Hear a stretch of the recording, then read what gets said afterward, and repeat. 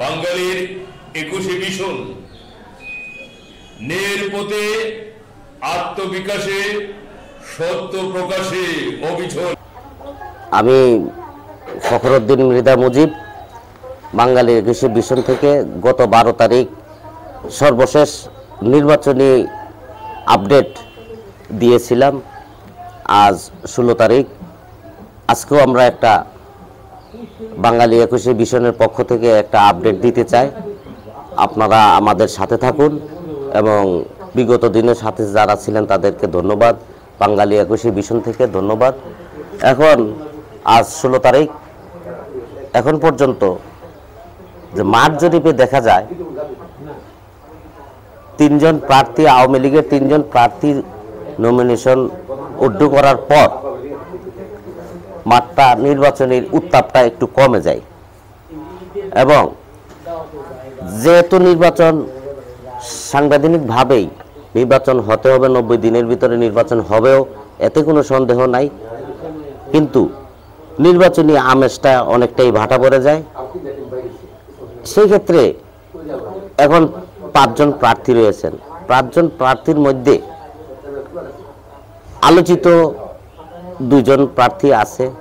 একজন 2বারের এমপি ছিলেন মহাজোটের, আওয়ামী লীগ জাতীয় পার্টি মহাজোটের 2 জন, এই 2 দলের যে এমপি প্রার্থী ছিলেন উনি। আরেকজন সাবেক আশুগঞ্জ উপজেলার চেয়ারম্যান, সফল ব্যবসায়ী ও ধনাঢ্য ব্যক্তি হিসাবে আমরা আশুগঞ্জ উপজেলাবাসী আমরা জানি তাকে।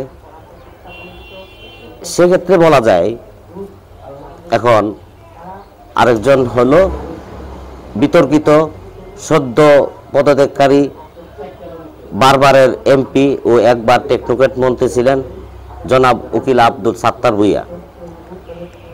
যদিও উনি বারবার নির্বাচিত হয়েছেন, কিন্তু পদত্যাগ করায়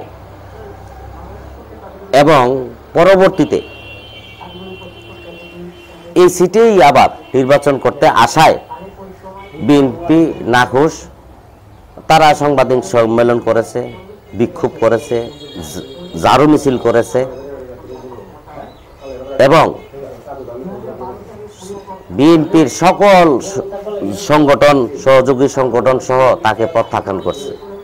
সে বিদায় এই নির্বাচনটা বৈতরণীটা পার হওয়া তার জন্য একটু রিস্কি হয়ে গেছে। এখন আর প্রার্থী রইল জিয়াউল হক সাহেব। জিয়াউল হক মৃধা গত ইলেকশনেই জাতীয় পার্টির যে একটা ঐক্য ছিল সেই ঐক্য বিনষ্ট হয়ে যায়। সেই ঐক্য বিনষ্ট হয়ে যায়, সেটা আমি কার কারণে হয়েছে কার কারণে হয় নাই সেটা বড় কথা নাই, কিন্তু অনৈক্য যে একটা হয়েছে সেটা প্রমাণিত হয়েছে। তারই জামাতা জাতীয় পার্টির কেন্দ্রীয় নেতা জনাব রেজাউল সাহেব ওনার সাথে ছিল না। বনিবনাস না থাকায় গত ইলেকশনটা নৌকাহীন কিংবা জোটহীন হয়ে পড়ে। এরই ফলশ্রুতিতে উকিল আব্দুল সাত্তার সাহেব উনি এমপি হন। এই ক্ষেত্রে বলা যায় জিয়াউল হক সাহেবও উনি বিতর্কের ঊর্ধ্বে নয়। তার পার্টির মধ্যেই 2 দ্বিধা বিভক্ত হয়ে যায়। এই জন্য রেজাউল সাহেব সহ এখনো পর্যন্ত কোনো ইতিবাচক সারা জিয়াউল হক মৃধা সাহেবের সাথেই পাওয়া যায় না।